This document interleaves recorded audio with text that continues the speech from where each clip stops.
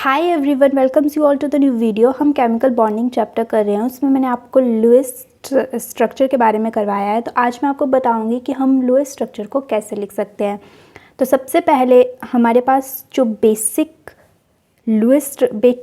Molecules का जब हमने लुईस स्ट्रक्चर लिखना है तो उसके लिए सबसे पहले हम उसके वैलेंस इलेक्ट्रॉन को total number of electron count करेंगे जो उस स्ट्रक्चर में होंगे, जिसमें हम वैलेंस इलेक्ट्रॉन भी काउंट कर लेंगे। जैसे CH4 मॉलिक्यूल है हमारे पास, कार्बन के पास 4 वैलेंस इलेक्ट्रॉन होते हैं और 4 हमारे पास हाइड्रोजन के पास होते हैं, तो हमारे पास 8 इलेक्ट्रॉन्स टोटल हो गए। फिर 4 एनाइंस, अगर हमारे पास एनाइंस है मतलब नेगेटिव चार्ज है तो हमारे पास एक इलेक्ट्रॉन जो है वो ऐड हो जाएगा, और अगर हमारे पास पॉजिटिव चार्ज का मॉलिक्यूल है तो हमारे पास एक इलेक्ट्रॉन सब्ट्रैक्ट हो जाएगा। Knowing the chemical symbol of the combining atom and गेसिंग the skeletal structure of the compound.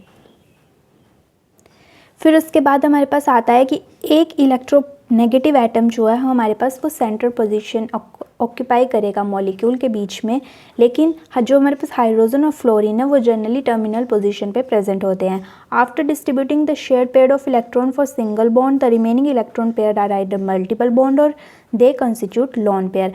अगर हम एक एक मॉलिक्यूल में एक एक सिंगल बॉन्ड अगर हम लगा देते हैं, उसके बाद अगर हमारे पास एक्स्ट्रा इलेक्ट्रॉन्स बचते हैं तो या तो वो मल्टीपल बॉन्डिंग की फॉर्मेशन करेंगे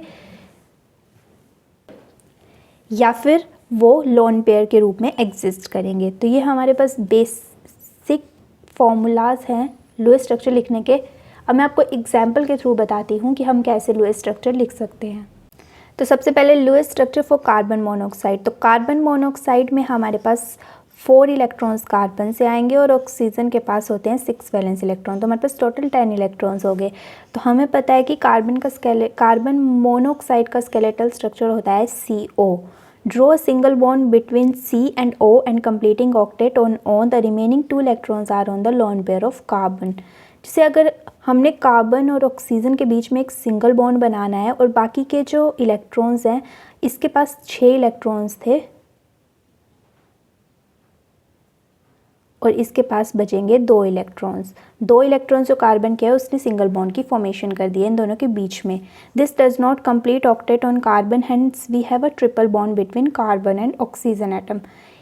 अब यहाँ पर हमारे पास कार्बन के पास ऑक्टेट कंप्लीट नहीं हो रहा है, जिसकी वजह से हम यहाँ पर देख सकते हैं कि हमें कार्बन का ऑक्टेट कंप्लीट करने के लिए ऑक्सीजन के 3 लोन पेयर्स भी इन्वॉल्व करने पड़ेंगे, जिसकी वजह से यहाँ पर ट्रिपल बॉन्ड बनेगा। उसके बाद जो है वो हमारे पास कार्बन और ऑक्सीजन का ऑक्टेट सेटिस्फाई हो जाएगा। तो ऐसे ही हम HCOH के लिए भी कर सकते हैं, और हमारे पास नाइट्राइट आयन है जिसके लिए भी हम ऐसे ही फॉर्मूला कैलकुलेट कर सकते हैं। So that's all about the Lewis representation. मिलते हैं नेक्स्ट वीडियो में। Till then do like, share and subscribe my channel. Thanks for watching.